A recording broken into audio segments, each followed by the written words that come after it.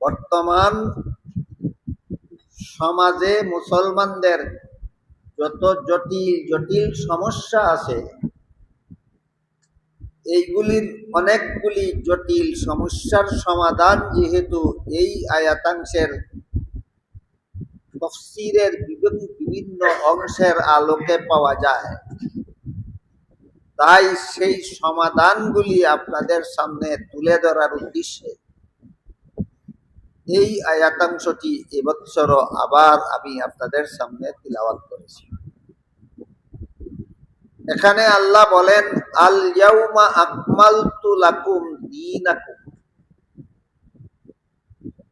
এর অর্থ হলো, আজকে আমি তোমাদের দ্বীনকে পরিপূর্ণ করে দিলাম। এই দ্বীন শব্দটা আল্লাহ কোরআনের বিভিন্ন আয়াতে বিভিন্ন অর্থে ব্যবহার করে থাকেন। আমরা যে আয়াতের অংশ তিলাওয়াত করেছি, এখানে আল্লাহ দ্বীন শব্দটাকে ইসলামের বিধিবিধান অর্থে ব্যবহার করেছে। কাজেই আয়াতাংশের অর্থ দ্বারায় আমি তোমাদের ইসলামের বিধিবিধানকে পরিপূর্ণ করে দিই। বিস্তারিত আলোচনা শোনার আগের থেকেই আমরা মনে রাখি যে এখানে আল্লাহ ঘোষণা করেছেন ইসলামের বিধিবিধান পরিপূর্ণ। ইসলামের বিধিবিধান পরিপূর্ণ। এই পরিপূর্ণতার ব্যাখ্যা অনেক ব্যাপক, অনেক লম্বা। সকল ব্যাখ্যার সারমর্ম হল, ইসলামের বিধিবিধান সর্বযুগের সর্বলোকের সব সমস্যার সমাধান। ইসলামের বিধিবিধান পরিপূর্ণতার যত বিস্তারিত ব্যাখ্যা বিশ্লেষণ আছে, সবগুলির সারমর্ম সংক্ষিপ্ত সার হলো, ইসলামের বিধিবিধান সর্বযুগের সর্বলোকের সব সমস্যার সমাধান। এই সমস্ত বিধিবিধান সঠিক মেনে নিয়েই প্রতিটি মুসলমান মুসলমান হিসাবে স্বীকৃত হয়।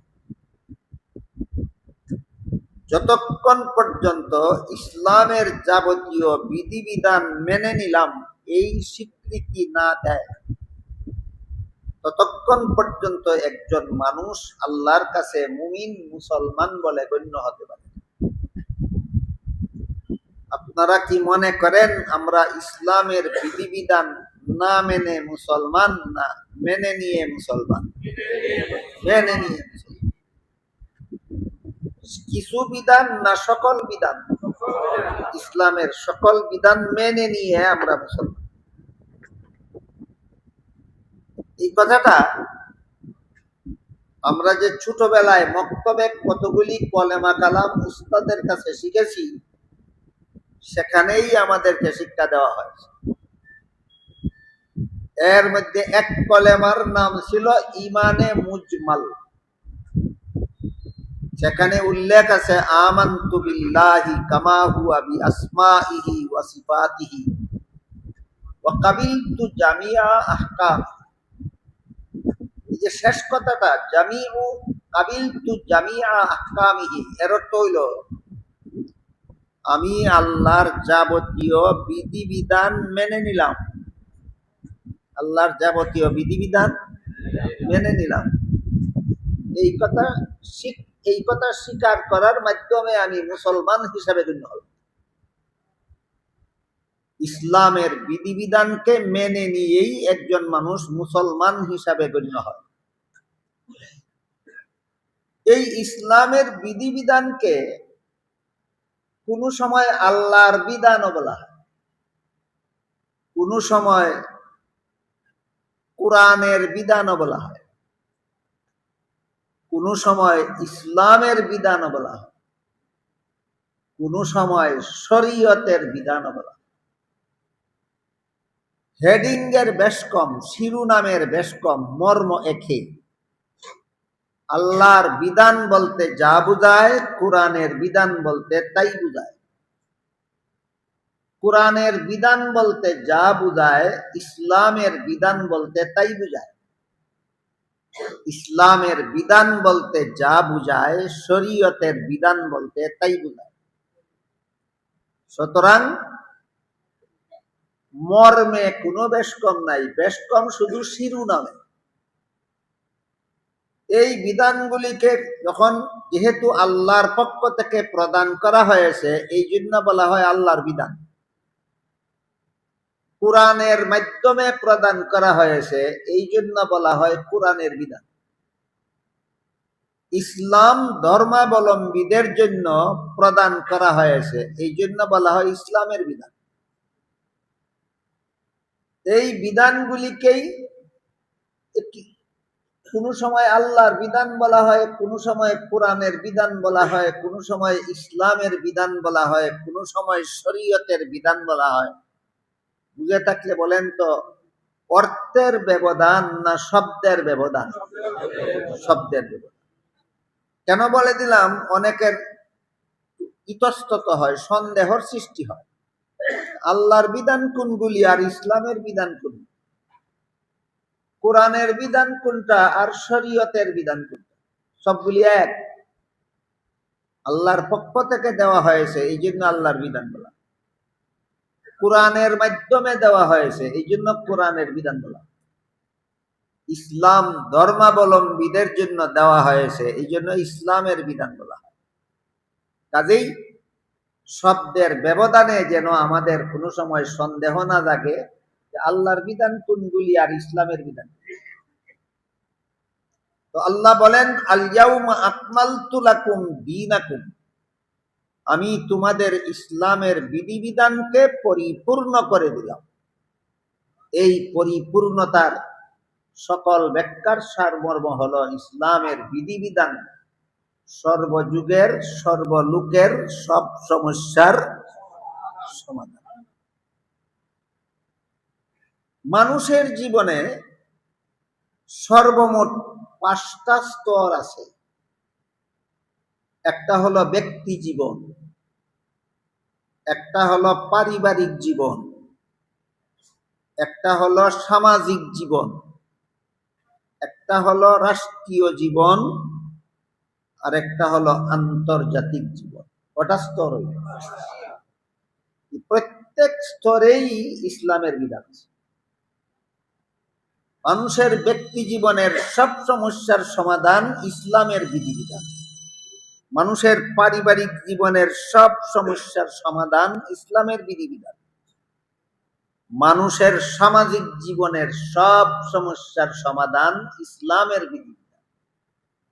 মানুষের রাষ্ট্রীয় জীবনের সব সমস্যার সমাধান ইসলামের বিধিবিধান। মানুষের আন্তর্জাতিক জীবনের সব সমস্যার সমাধান ইসলামের বিধিবিধান। এই মর্মে আল্লাহ বলেন, ইসলামের বিধিবিধানকে আমি আল্লাহ পরিপূর্ণ করে দিলাম। তাহলে আমরা কি ইসলামের কিছু বিধিবিধান মেনে নিয়ে মুসলমান, না সকল বিধান মেনে নিয়ে মুসলমান? সকল বিধান মেনে নিয়ে। কাজেই কেউ যদি মনে করেন যে ব্যক্তি জীবনে আমি ইসলামের বিধানে বিশ্বাসী, পারিবারিক জীবনে বিশ্বাসী নই, কেউ যদি মনে করে আমি পারিবারিক জীবনে ইসলামের বিধানে বিশ্বাসী, সামাজিক জীবনে বিশ্বাসী নই, কেউ যদি মনে করে আমি সামাজিক জীবনে ইসলামের বিধানে বিশ্বাসী, রাষ্ট্রীয় জীবনে ইসলামের বিধানে বিশ্বাসী নই, কেউ যদি মনে করে আমি রাষ্ট্রীয় জীবনে ইসলামের বিধানে বিশ্বাসী, আন্তর্জাতিক জীবনে ইসলামের বিধানে বিশ্বাসী নই, তাইলে সে ওই কাবিলতু জামিয়া আহকামিহি, আল্লাহর যাবতীয় বিধিবিধান মেনে নিয়ে মুসলমান হইলাম, ওই কথা লঙ্ঘন করলো। জীবনের কোন স্তরে আল্লাহর বিধানে যদি কেউ বিশ্বাসী থাকে না, তাহলে আল্লাহর প্রতি তার ঈমান থাকে না, সে আর মুমিন মুসলমান থাকে না। যতক্ষণ পর্যন্ত একটা মানুষ আল্লাহর বিধানে বিশ্বাসী থাকে ততক্ষণ পর্যন্ত সে মুমিন মুসলমান থাকে।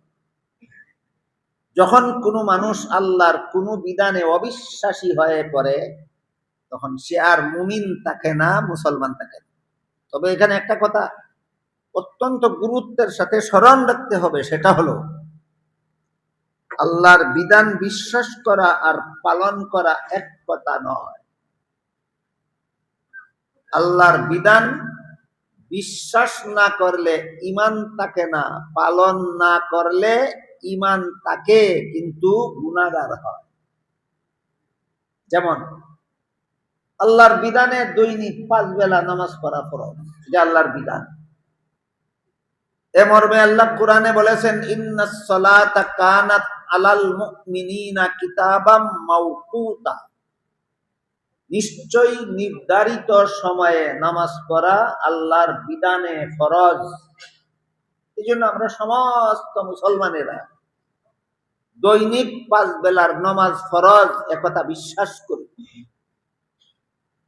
কেউ যদি বলে 5 বেলা নামাজ ফরজ আমি বিশ্বাস করি না, সে আর মুসলমান থাকবে না, কাফের হয়ে যাবে। কিন্তু আমার মনে হয় বর্তমান সমাজের বেশিরভাগ মুসলমান 5 বেলার নামাজ ফরজ বিশ্বাস করে কিন্তু পড়ে না। বিশ্বাস করে কিন্তু পড়ে না। সে কাফির নয়, সে গুনাহগার, পাপিষ্ঠ মুসলমান। কেউ যদি বলে 5 বেলার নামাজ ফরজ বিশ্বাস করি না, তাহলে কাফের। আর যদি বিশ্বাস করে পড়ে না, তাহলে কাফের না ফাসিক? কাফের নয়, ফাসিক। এই দুইটা পরিভাষা যেন আমরা কখনো ভুলে না যাই। আল্লাহর বিধান বিশ্বাস না করলে কাফির হয়, আর আল্লাহর বিধান পালন না করলে ফাসিক হয়, পাপিষ্ঠ হয়, কাফির হয় না। তবে পালনকারীদের ঈমান আর লঙ্ঘনকারীদের ঈমানের পাওয়ারে বেশ কম আছে। আল্লাহর বিধান যারা বিশ্বাসও করে পালনও করে তাদের ঈমান হলো ফ্রেশ ব্যাটারির মতো।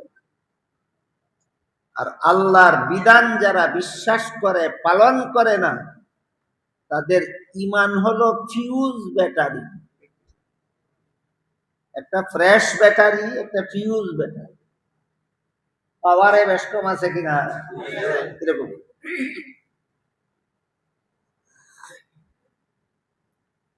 আল্লাহর ব্যক্তি জীবনে আল্লাহর বিধান আছে, আমি বিশ্বাসী। পারিবারিক জীবনে আল্লাহর বিধান আছে, আমি বিশ্বাসী। সামাজিক জীবনে আল্লাহর বিধান আছে, আমি বিশ্বাসী। রাষ্ট্রীয় জীবনে আল্লাহর বিধান আছে, আমি বিশ্বাসী। আন্তর্জাতিক জীবনে আল্লাহর বিধান আছে, আমি সমস্ত বিধানে বিশ্বাসী। তখন আমি মুমিন মুসলমান গণ্য হব। ব্যক্তি জীবনে যদি আল্লাহর বিধান লঙ্ঘন করি, আমি ব্যক্তি জীবনের পাপিষ্ঠ।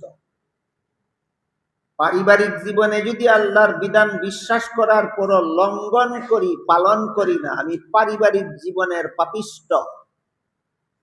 সামাজিক জীবনে যদি আমি আল্লাহর বিধান বিশ্বাস করি কিন্তু পালন করি না, আমি সামাজিক জীবনের পাপিষ্ঠ।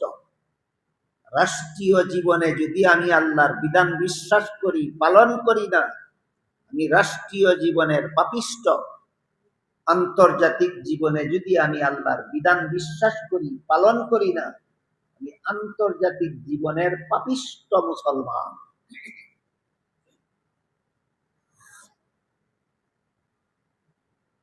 এখন আমি আগে আপনাদের কাছে জানতে চাই, আপনারা কি পাপ মুক্ত মুসলমান হতে চান না পাপিষ্ঠ মুসলমান হতে? তাহলে আল্লাহর বিধান বিশ্বাসও করা লাগবে, বিশ্বাসও করা লাগবে, পালনও করা লাগবে। জীবনের কত স্তরে? 5টা স্তরে। জীবনের কত স্তরে? ব্যক্তি জীবন, পারিবারিক জীবন, সামাজিক জীবন, রাষ্ট্রীয় জীবন, আন্তর্জাতিক। প্রত্যেকটা জীবনের প্রতিটি স্তরে যে আল্লাহর বিধান আছে এর কিছু উদাহরণ আমি আপনাদের সামনে তুলে দেব। ব্যক্তি জীবনে আল্লাহর যত বিধান আছে এর মধ্যে একটা বিধান হলো তুমি নামাজি হও। ব্যক্তি জীবনে আমি নামাজি হব, এটা আমার জন্য আল্লাহর বিধান। ব্যক্তি জীবনে আমার জন্য আল্লাহর যত বিধান আছে এর মধ্যে আরেকটা বিধান হলো তুমি চরিত্রবান হও, চরিত্রহীন হইবা না। আল্লাহর একটা বিধান, দুই ব্যক্তি জীবনের বিধান। পারিবারিক জীবনে আল্লাহর যত বিধান আছে এর মধ্যে একটা বিধান হলো বিয়ের আগদের সময় মোহরের পরিমাণ ধার্য করো। আগদের সাথে সাথে মোহর ধার্যকৃত মোহর পরিশোধ করো। স্ত্রীর সারা জীবনের খোরাকি দেওয়ার ব্যবস্থা করো। স্ত্রীকে সারা জীবন পোশাক দেওয়ার ব্যবস্থা করো। স্ত্রীকে সারা জীবন নিরাপদে বসবাস করার জন্য বাসস্থান দেওয়ার ব্যবস্থা করো। স্ত্রীকে ইসলামের বিধান মেনে চলার সুযোগ দান করো। এগুলি আল্লাহর বিধান কোন জীবনে? পারিবারিক। পারিবারিক জীবনে আল্লাহর বিধান আছে, এর মধ্যে স্ত্রীর মোহর পরিশোধ করা, এটা পারিবারিক জীবনে আল্লাহর বিধান। আপনারা কি মনে করেন আপনারা যে সমাজে বাস করেন এই সমাজের সমস্ত মুসলমান পুরুষেরাই পারিবারিক জীবনে আল্লাহর বিধান পালন করে? যেখানেই আল্লাহর বিধান লঙ্ঘন হবে সেখানেই অশান্তি সৃষ্টি হয়ে যাবে। ব্যক্তি জীবনে আল্লাহর বিধান লঙ্ঘন করবেন, ব্যক্তি জীবনেই আপনার অশান্তি শুরু হয়ে যাবে। পারিবারিক জীবনে আল্লাহর বিধান লঙ্ঘন করবেন, পারিবারিক জীবনেই অশান্তি শুরু হয়ে যাবে। সামাজিক জীবনে আল্লাহর বিধান লঙ্ঘন করবেন, সেখান থেকেই অশান্তি শুরু হয়ে যাবে। রাষ্ট্রীয় জীবনে আল্লাহর বিধান লঙ্ঘন করবেন, সেখানেই অশান্তি হবে। কাজেই জীবনের যে স্তরেই আল্লাহর বিধান লঙ্ঘন হয় সেই স্তরেই মানুষকে দুনিয়ার জীবনেই অশান্তির সাগরে হাবুডুবু খেতে হয়। যেমন ধরেন ব্যক্তি জীবনে আমি আমার চরিত্র রক্ষা করে জীবন যাপন করি। ব্যক্তি জীবনে আমি চরিত্রবান হব, অসৎ চরিত্রের অধিকারী হব না, যে ব্যক্তি জীবনে আল্লাহর বিধান। এই বিধান যদি আমি ব্যক্তি জীবনে লঙ্ঘন করি, আমি যদি চরিত্রহীন লম্পট হই, আমি যদি অশালীন কার্যকলাপে লিপ্ত হই, আমি যদি বেহায়ামি বেলাজা কার্যকলাপে লিপ্ত হই, তাহলে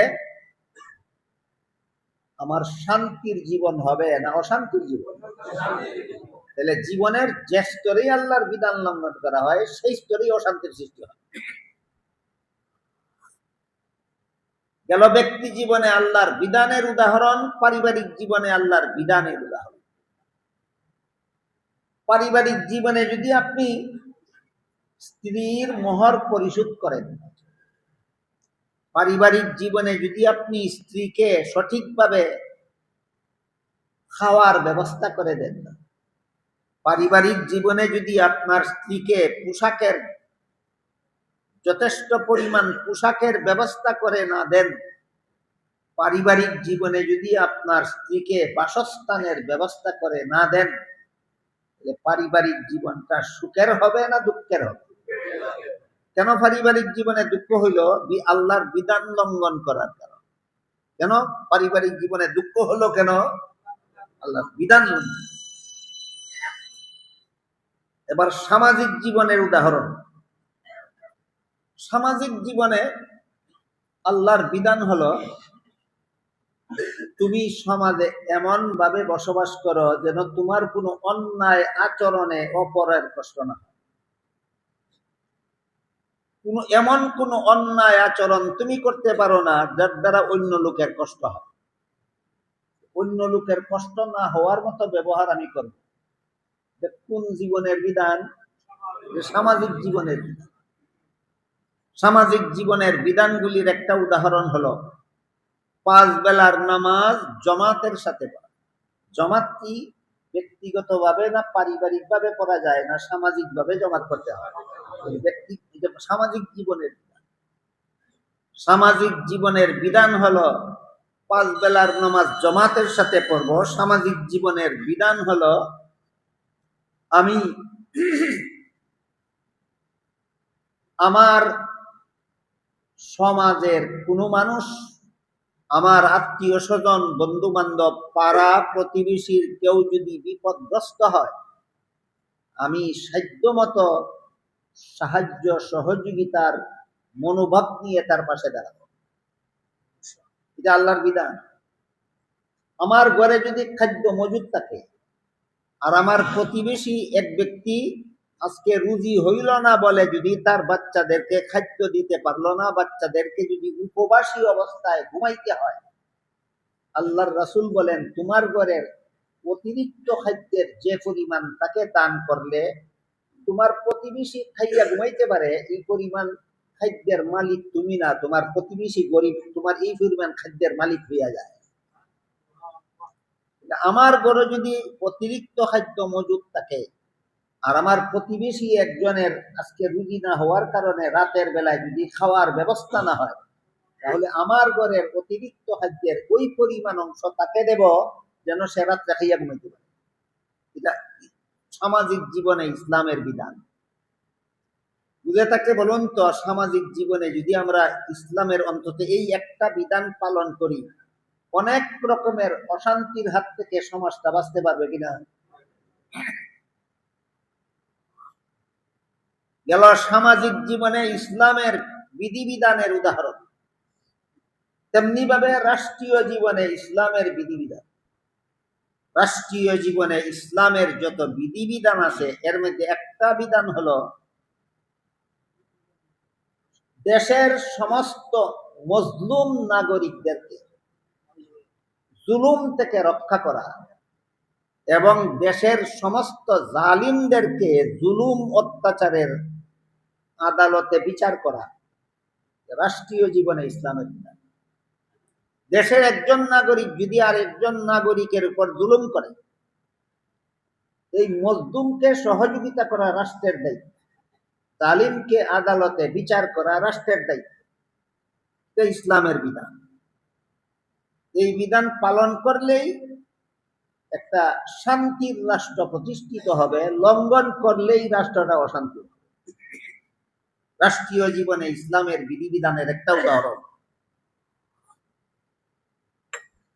যেমন রাষ্ট্রীয় জীবনে যত বিধিবিধান আল্লাহ দিয়েছেন এর মধ্যে উল্লেখযোগ্য এক প্রকার বিধানের নাম হলো দণ্ডবিধি।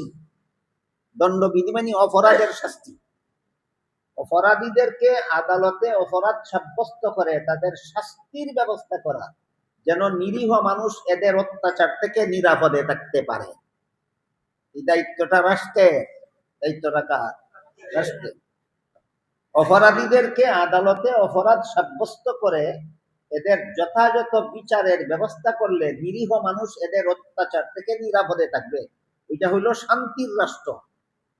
যদি অপরাধীদের বিচারের ব্যবস্থা রাষ্ট্রের পক্ষ থেকে করা হয় না, নিরীহ মানুষ সদা সর্বদা জুলুম অত্যাচারের শিকার হতে হবে। এটা হলো অশান্তির রাষ্ট্র। যেমন ধরেন একটা খুনি একজন নিরীহ মানুষকে খুন করে ফেলে,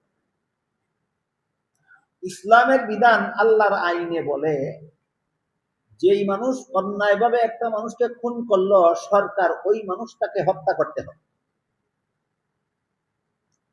এই মর্মে আল্লাহ কোরআনে বলেন কুতিবা আলাইকুমুল কিসাসু ফিল কাতলা, হত্যাকারীদের হত্যা করা সরকারদের উপর ফরজ।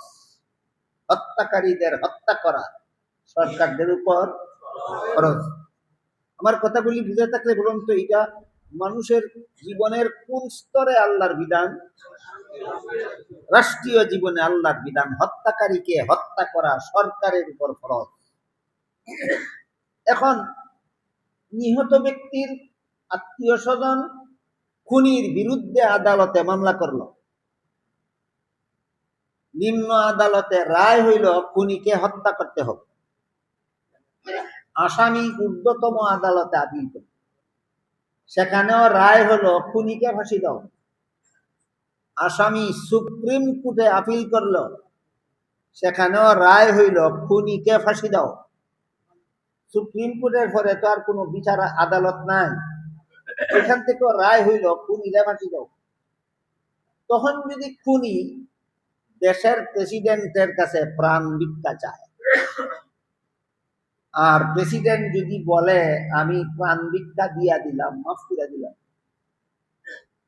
তাহলে মজলুমের সুবিচার পাইল না মজলুম মজলুমই রইয়া গেল? জালিমের সাজা হইল না জালিম জালিমই রইয়া গেল? কেমন শান্তি হবে এমন দেশে? এই যে এমন দেশে কেমন শান্তি হবে তার বিবরণ দিয়ে আল্লাহ বলেন, ওয়ালাকুম ফিল কিসাসি হায়াতুন ইয়া উলিল আলবাব। মর্ম হলো, যেই দেশের সরকার খুনিকে হত্যা না করে মাফ করে দেয়, সেই দেশের খুন খারাপি কোনোদিন বন্ধ হবে না। যেই দেশের খুনিকে সরকার কোনো উপায়ে হত্যা না করে মাফ করে দেয়, সেই দেশে খুন খারাপি কখনো বন্ধ হবে না। এটা হইল মাফ করে দেওয়ার পরিণতি। এই জন্য খুনিকে মাফ করে দেওয়ার অধিকার ইসলামের বিধানে, খুনিকে হত্যা না করে মাফ করে দেওয়ার অধিকার প্রেসিডেন্টের বাপেরও নাই, প্রেসিডেন্টের বাপেরও নাই। রাষ্ট্রীয় জীবনে যে ইসলামের বিধান আছে, পালন করলে শান্তি, না করলেই অশান্তি, এর একটু উদাহরণ দিলাম। এবার আমরা আন্তর্জাতিক জীবনে ইসলামের বিধান সম্পর্কে বুঝি এবং শান্তি অশান্তির ব্যাপারটাও বুঝি।